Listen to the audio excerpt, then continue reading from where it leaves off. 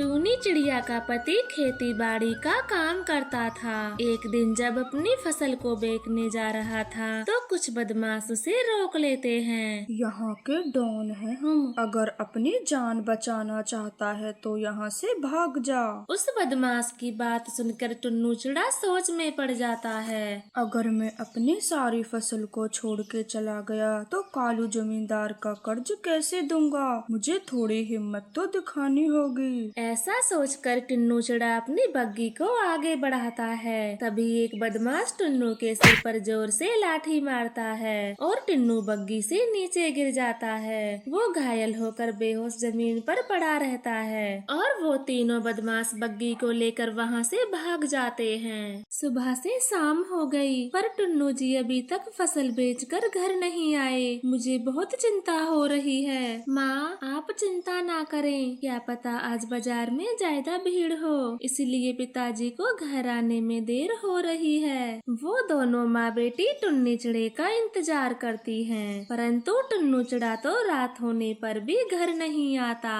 बस कुक्कू बेटी बहुत हुआ, अब टुन्नू जी को देखने बाजार जा रही हूँ, आप घर पर ही रहना। माँ, बाजार तो हमारे जंगल से बहुत दूर है और आपका अकेले जाना वहाँ ठीक नहीं है, तो मैं भी आपके साथ चलती हूँ। फिर वह दोनों माँ बेटी टुन्नू चिड़े को ढूंढने के लिए निकल जाती हैं। वो अपने जंगल से दूर आ चुकी थीं। तभी उन्हें रास्ते में टुन्नू बेहोश पड़ा दिखाई देता है। टुन्नू जी, आंखें खोलो, आपको क्या हो गया? माँ, पिताजी के सर से तो काफी खून निकल चुका है। वो दोनों माँ बेटी टुन्नू चिड़े को खूब आवाज लगाती हैं, परंतु टुन्नू चिड़ा तो मर चुका था। बेचारी दोनों माँ बेटी सुबह होने तक रोती रहती हैं। तभी कालू जमींदार उनके घर आता है। टूनी चिड़िया, तुम्हारे पति ने कहा था कि फसल बेच के सारे रुपए दे दूंगा, अब कहाँ है वो? कालू जमींदार जी, कल टुन्नू जी फसल बेचने के लिए बाजार गए थे, परंतु रास्ते में ना जाने उन्हें क्या हुआ जिससे उनकी मौत हो गई। क्या कहा? टुन्नू चिड़े की मौत हो गई है? तो वो सारी की सारी फसल कहाँ है? वो फसल मुझे दे दो, मैं बेच के अपने पैसे ले लूंगा। कालू जमींदार जी, हमें नहीं पता वो फसल कहाँ गई और न ही टुन्नू जी के पास हमें पैसे मिले।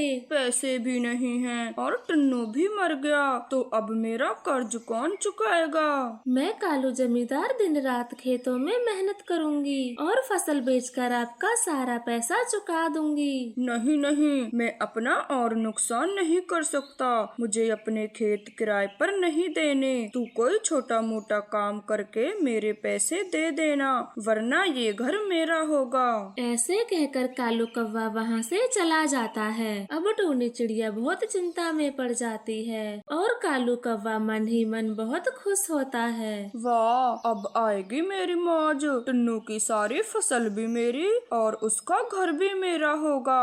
फिर टूनी अपनी गरीबी से परेशान होकर अपनी बेटी की शादी मुझसे करा ही देगी। ऐसे सोच सोच कर कालू कौवा बहुत खुश होता है और इधर बेचारी टूनी चिड़िया बहुत चिंता में पड़ जाती है। हे भगवान, अब मैं कालू कौवे का कर्जा कहाँ से दे पाऊंगी? अगर पैसों का इंतजाम नहीं हुआ तो ये घर भी हमसे छीन लेगा।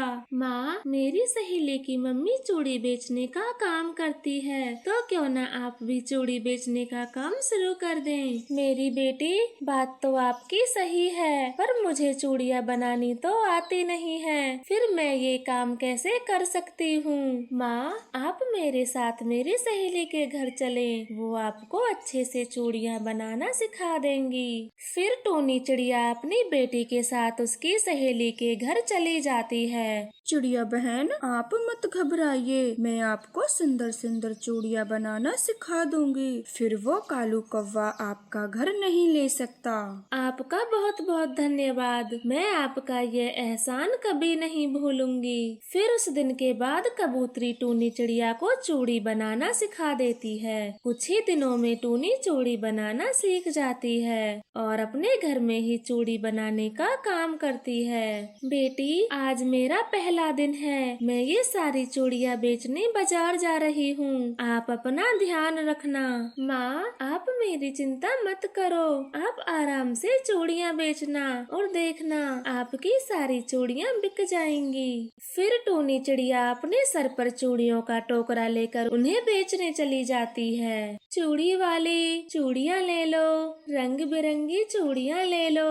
अरे ओ चूड़ी वाली, जरा वो गुलाबी चूड़ियाँ तो दिखाना। हाँ बहन जी, मैं अभी आपको गुलाबी चूड़ियाँ दिखाती हूँ। चूड़ियाँ तो सुंदर हैं, पर इनका रेट क्या है? बहन जी, सिर्फ 80 रुपए की 12 हैं। अरे वाह, ये चूड़ी वाली तो बहुत सस्ती चूड़ियाँ बेच रही है। मैं 2-3 दर्जन चूड़ियाँ ले ही लेती हूँ। फिर वो टूनी से चूड़ी खरीद के वहाँ से चली जाती है। टूनी तो बहुत खुश थी कि उसकी बनाई हुई चूड़ियाँ पक्षियों को पसंद आ रही हैं। फिर थोड़ी ही देर में टूनी की सारी चूड़ियाँ बिच जाती हैं। अरे वाह, पहले ही दिन मेरी सारी चूड़ियाँ बिच गई हैं। कल से ज्यादा चूड़ी बना के लाऊंगी। फिर खुशी से उड़ती हुई टूनी चिड़िया अपने घर आ जाती है।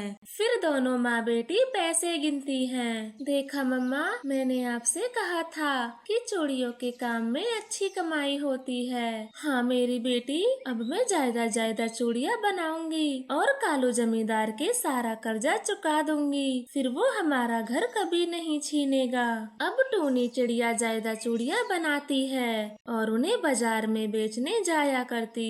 एक दिन टूनी चिड़िया अपनी चूड़ी बेच रही थी कि तभी कालू जमींदार की नजर टूनी पर पड़ती है। अरे ये तो टूनी चिड़िया है और इसके पास इतनी सारी चूड़ियाँ कहाँ से आईं? कहीं इसने चूड़ियों का काम तो शुरू नहीं कर दिया। मैं इसके पास जाकर देखता हूँ। फिर कालू कौवा टूनी चिड़िया के पास चला जाता है। टूनी चिड़िया, क्या ये सारी चूड़ियाँ तुम्हारी हैं? हाँ कालू कौवे, मैंने चूड़ियों का काम शुरू कर दिया है। मैं कुछ ही दिनों में आपके सारे पैसे चुका दूंगी। फिर कालू कौवा चुपचाप वहाँ से चला जाता है और गुस्से में कहता है, मैंने टुन्नू चिड़े की फसल खराब की, फिर उसे कर्जा दिया, यहाँ तक कि उसे बदमाशों से मरवा भी दिया। ये सोचकर कि गरीबी से परेशान होकर टूनी अपनी बेटी की शादी मुझसे करा देगी, लेकिन इसने तो चूड़ियों का काम शुरू कर दिया है। मुझे कुछ और सोचना पड़ेगा।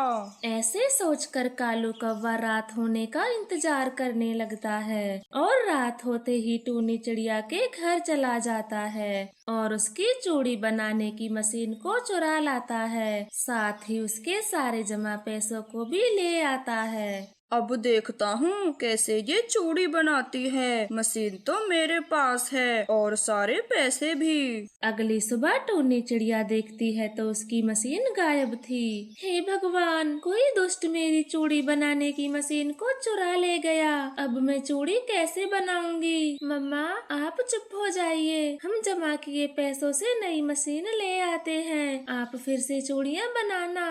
फिर टूनी चिड़िया अपने जमा किए हुए पैसों को देखती है, परंतु वहाँ पर तो एक भी पैसा नहीं था। बेटी, वो दुष्ट तो हमारे पैसों को भी चुरा ले गया। अब हम नई मशीन कहाँ से लाएंगे? माँ, आप कालू जमींदार से कुछ पैसे उधार ले लें, फिर नई मशीन खरीद लेना। अपनी बेटी की बात टूनी चिड़िया को सही लगती है और वह कालू जमींदार के घर चली जाती है और उसे सारी बातें बताती है। नहीं नहीं टूनी चिड़िया, मैं आपको एक भी पैसा नहीं दे सकता। पहले मेरा सारा कर्ज चुका दो जो तुमने ले रखा है। कालू जमींदार, अगर आप मुझे थोड़े पैसे उधार दे देंगे तो मैं चूड़ी बनाने की मशीन ले आऊंगी, फिर आपका सारा कर्जा चुका दूंगी। नहीं नहीं, आप कैसे भी करके मेरा पहले का कर्जा चुका दो। मैं आपको और पैसे नहीं दे सकता।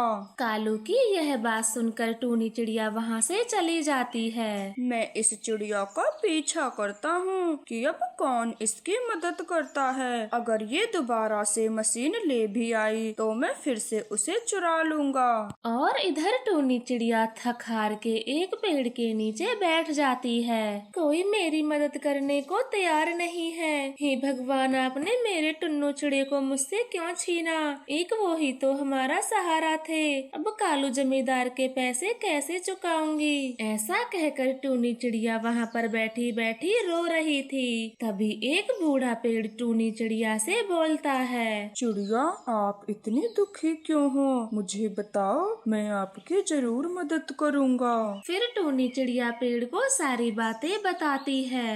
बस इतनी सी बात है चिड़िया, मैं अभी आपकी समस्या का हल कर देता हूँ। फिर पेड़ के इतने कहते ही उसकी डालों पर सुंदर सुंदर रंग बिरंगी चूड़ियाँ आ जाती हैं। चिड़िया, आज से मैं तुम्हारा चूड़ी देने वाला पेड़ हूँ। तुम जब भी मेरे पास आओगी तो इसी तरह से ढेरों चूड़ियाँ पाओगी। पेड़ जी, आपका बहुत बहुत धन्यवाद। आपने तो मेरी सारी चिंताएं दूर कर दी। चिड़िया, अब ये सारी चूड़ियाँ ले लो और इन्हें बाजार में बेच आओ।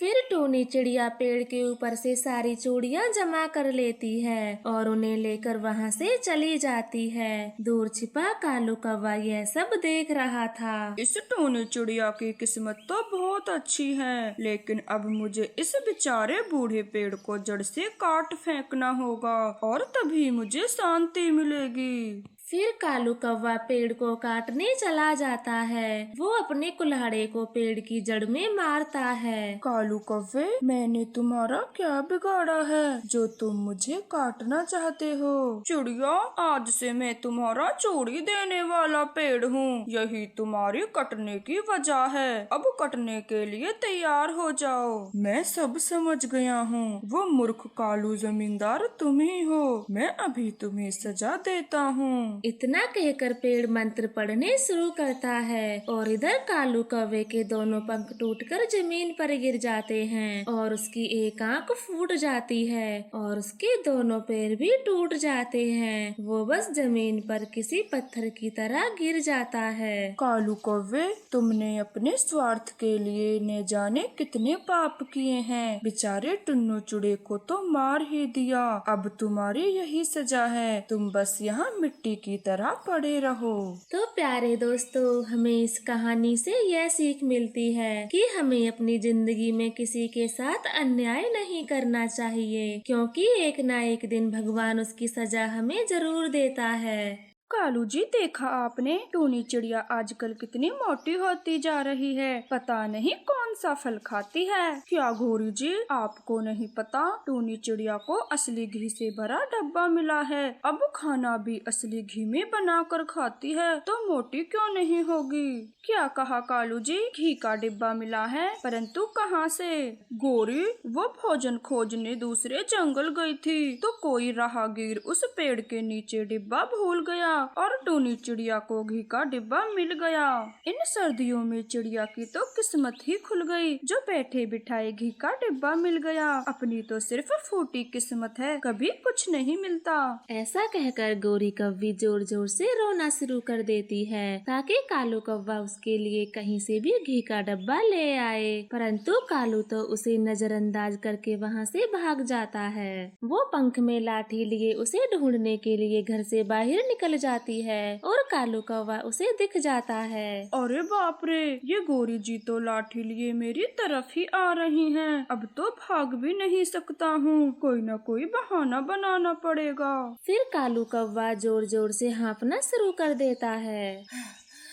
अच्छा हुआ गोरी जी जो तुम मेरे पीछे पीछे आ गई। मुझे घर में बड़ी घुटन हो रही थी, इसीलिए खुली हवा में आया हूँ। थोड़ा सा पानी पिला दें। मैं सब जानती हूँ, आप बचने के लिए ऐसा नाटक कर रहे हो। रुक जाओ, मैं अभी आपको लाठी से पानी पिलाती हूँ। फिर गोरी कौवी के ऐसा कहते ही कालू कौवा तुरंत ही अपनी आंखें बंद करके जमीन पर गिर जाता है और बेहोशी का नाटक करता है। कहीं ये सच में तो डर से बेहोश नहीं हो गया। प्लीज कालू जी उठ जाओ, मैंने लाठी फेंक दी। गोरी कौवे की ये बात सुनकर कालू अपनी आंखें खोल देता है। गोरी, मुझे क्या हुआ था? मैं कहाँ हूँ और मेरा सर जोर जोर से घूम क्यों रहा है? अब अपना ड्रामा बंद करो कालू और मेरी बात को ध्यान से सुनो। कहो गोरी जी, आप क्या कहना चाहती हो? कालू जी, मुझे भी असली घी खाना है, तो कैसे भी करके मेरे लिए घी का इंतजाम करो, वरना मैं आपसे बात नहीं करूँगी। ठीक है, मैं जाता हूँ और कहीं से घी का डिब्बा लाता हूँ। फिर कालू कौवा एक बुढ़िया के घर चला जाता है और सभी डिब्बे को निहारने लगता है। इस बुढ़िया की रसोई में तो घी है ही नहीं, लगता है गरीब की रसोई में आ गया हूँ। अब मुझे अमीर के घर जाना होगा। फिर कालू कौवा वहाँ से एक सेठ के घर में चला जाता है और उसकी मुडेर पर बैठकर उसके जाने का इंतजार करता है। ये खड़ूस आदमी कब से अखबार पढ़े जा रहा है, जैसे सारी दुनिया की खबर यही रखता हो। कालू कौवा सेठ के जाने का इंतजार करते करते थक जाता है और चुपके से रसोई में जाने लगता है। तभी सेठ एक कंकड़ उठाकर कालू को मारता है। कंकड़ सीधे कालू के सर पर लगता है। फिर कालू कौवा तुरंत ही अपने घर भाग आता है। मर गया गोरी जी, मर गया। आपके घी लाने के चक्कर में सर फूट गया। साफ साफ बताएं हुआ क्या है, आपका सर कैसे फूटा? गोरी, एक मोटे से आदमी ने मेरे सर पर फेंक के पत्थर मारा। कालू जी, आप भी एक नंबर के बेवकूफ हो। इंसानों के होते हुए भी भला घी चुराया जाता है। लगता है अब मुझे ही कुछ सोचना होगा। फिर गोरी कौवी कालू कौवे के कान में कुछ बताती है और कालू कौवा कहता है, गोरी जी, आप जिद कर रही हो, इसलिए आपकी बात मान लेता हूँ, वरना मैं टोनी चिड़िया के घर से कभी चोरी नहीं करता। कालू और गोरी ऐसे बातें कर रहे थे। इधर टूनी चिड़िया अपने बेटे के लिए घी के लड्डू बनाने की तैयारी कर रही थी। मम्मा, आपने ये लड्डू बनाना कहाँ से सीखा? बेटा, ये लड्डू तो मैंने आपकी नानी से बनाने सीखे हैं। वो हर सर्दियों में घी के लड्डू बनाती थी। मम्मा, एक बार नानी ने भी तो हमारे लिए लड्डू बनाकर भेजे थे। मैंने अपने दोस्तों को भी खिलाए थे। वो सब कितनी तारीफ कर रहे थे। वो दोनों माँ बेटा ऐसे बातें कर रहे थे कि तभी कबूतर वहाँ आ जाता है। अरे वाह, बड़ी अच्छी खुशबू आ रही है। आखिर ऐसा क्या बन रहा है? जरा मुझे भी तो खिलाएं। कबूतर भैया, मुझे जो घी का डिब्बा पाया था, बस उसी से गुड्डू के लिए लड्डू बना रही हूँ। जब लड्डू बन जाएंगे तो आपको जरूर खिलाऊंगी। ठीक है टोनी, ध्यान से खिलाना। बड़े दिन हो गए, असली घी का टेस्ट भी भूल गया हूँ। कबूतर भैया, आपने बड़ी चिंता की। मैं अभी आपको थोड़ा सा घी दे देती हूँ, फिर आप जी भर कर चखना। फिर टोनी चिड़िया उस डब्बे में से एक कटोरी घी कबूतर को दे देती है। कबूतर घी की कटोरी लेकर अपने घर चला जाता है। लूसी जी, चिड़िया ने मेरे लिए एक कटोरी घी दिया है। बढ़िया से घी के पराठे बना दीजिए, जी भर कर खाऊंगा। ठीक है कबूतर जी, मैं अभी घी के पराठे बना देती हूँ। वो दोनों ऐसे बातें कर रहे थे कि तभी वहाँ पर मिट्ठू तोता आ जाता है। जरा मुझे भी तो बताओ, आखिर घी कहाँ बट रहा है? मुझे भी घी के पराठे खाने हैं। मिट्ठू तोते, घी कहीं नहीं बट रहा। ये घी तो टोनी चिड़िया ने मुझे वैसे ही दिया है। क्या कहा? टोनी चिड़िया के पास घी है? फिर तो मैं भी जाता हूँ, मुझसे तो कभी मना नहीं करेगी। फिर मिट्ठू तोता तुरंत ही वहाँ से उड़ जाता है और टोनी चिड़िया के घर जाकर ही सांस लेता है। चिड़िया बहन, सुनते ही भाग आया हूँ, कहीं घी खत्म ना हो जाए। आप मुझे भी थोड़ा सा घी दे दें, मैं हलवा बनाकर खाऊंगा। चिड़िया मिट्ठू तोते की बात सुनकर हंस पड़ती है। आपने बड़ी चिंता की मिट्ठू, मैं अभी आपके लिए घी लाती हूँ, थोड़ा सब्र करो। फिर टोनी चिड़िया एक कटोरी घी मिट्ठू तोते को भी दे देती है और तोता घी लेकर वहाँ से चला जाता है। मम्मा, जल्दी से ये लड्डू बना भी दो। अगर गौरी आंटी को पता चल गया तो वो भी घी मांगने आ जाएगी, फिर सारा घी बिना लड्डू बने खत्म हो जाएगा। हाँ बेटा, आप सही कह रहे हो। आप ये गोला कसें, मैं किशमिश और बादाम ले आती हूँ। फिर टूनी चिड़िया सामान लेने चली जाती है, जहाँ गौरी कव्वी पहले से सामान ले रही थी। श्यामू काका, आधा किलो किशमिश और आधा किलो बादाम दे दो। टूनी चिड़िया, बादामों से क्या बना रही हो, जरा मुझे भी तो बताओ। गौरी बहन, मैं गुड्डू के लिए लड्डू। मैं भी क्या बोले जा रही हूँ, ये बादाम तो मेरी पड़ोसन बुलबुल ने मंगाए हैं। ठीक है चिड़िया, मैं अब चलती हूँ, कालू के लिए खिचड़ी बनानी है। फिर वे दोनों वहाँ से अपने अपने घर चली जाती हैं और गौरी कव्वी कालू से कहती है, कालू जी, मैंने उस टोनी चिड़िया को श्यामू दुकानदार से बादाम खरीदते देखा। लगता है सारे घी से कुछ बनाने वाली है। आप यूं ही पंख पे पंख रखे बैठे रहें। गौरी जी, रात तो होने दो, अब क्या दिन में भी चोरी करें। फिर गौरी कव्वी गुस्से में खिचड़ी बनाती है और इधर टूनी चिड़िया लड्डू बना रही थी। वो एक लड्डू बनाकर गुड्डू को देती है। गुड्डू बेटा, जरा खाकर तो बताओ लड्डू कैसा बना है। मम्मा, ये तो रामू हलवाई के लड्डू से भी स्वादिष्ट है। फिर दोनों माँ बेटा लड्डू खाते हैं और शाम भी हो जाती है। इधर गौरी और कालू अपने घोंसलों में बैठे हुए थे। कालू जी, अंधेरा होते ही चल देंगे। क्या गौरी, आप भी मेरे साथ चलोगी? हाँ हाँ कालू, मुझे आप पर विश्वास नहीं है। कहीं घी की जगह पर रिफाइंड का डब्बा उठा लाए तो। ठीक है, आप भी चल देना, मुझे क्या। फिर थोड़ी देर बाद गौरी और कालू का इंतजार खत्म हो जाता है और रात हो जाती है। वो दोनों टूनी के घर चोरी करने के लिए निकल जाते हैं। कालू जी, मुझे तो कहीं भी घी का डिब्बा नहीं दिख रहा है। हाँ, लगता है टूनी चिड़िया सारा घी एक बार में ही खा गई। कालू जी, आपने आने में देर कर दी। उन दोनों की आवाज से चिड़िया जाग जाती है। कालू, गौरी, मुझे पता था आप मेरे घर चोरी करने जरूर आएंगे, इसीलिए मैंने सारे लड्डू अपने घोंसलों के नीचे छिपा लिए थे। चिड़िया बहन, मैं चोरी करना नहीं चाहता था, परंतु नहीं आता तो गौरी मुझे बहुत मारती। मुझे माफ कर दो। क्यों कालू जी, मेरा ही नाम क्यों लगा रहे हो? आपने ही तो मुझे बताया था कि टूनी चिड़िया के घर में घी है। लेकिन गौरी जी, मैंने चोरी करने को कब कहा? आप दोनों चुप हो जाइए, मैं अभी आपको घी के लड्डू देती हूँ। फिर टूनी चिड़िया गौरी कव्वी को कुछ लड्डू दे देती है। गौरी तो शर्म के मारे कुछ बोल ही नहीं पाती। देख लिया गौरी जी, चिड़िया बहन कितनी अच्छी है। उसने हमारी इस घटिया हरकत के बाद भी लड्डू दिए। हाँ टूनी बहन, मुझे भी माफ कर दो। मेरा घी खाने का बहुत मन था, इसीलिए ऐसा किया।